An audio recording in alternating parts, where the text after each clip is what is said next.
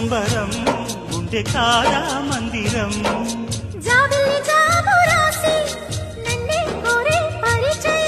పున్నగ పూలు పూసే వన్నే చిన్నే రసమయం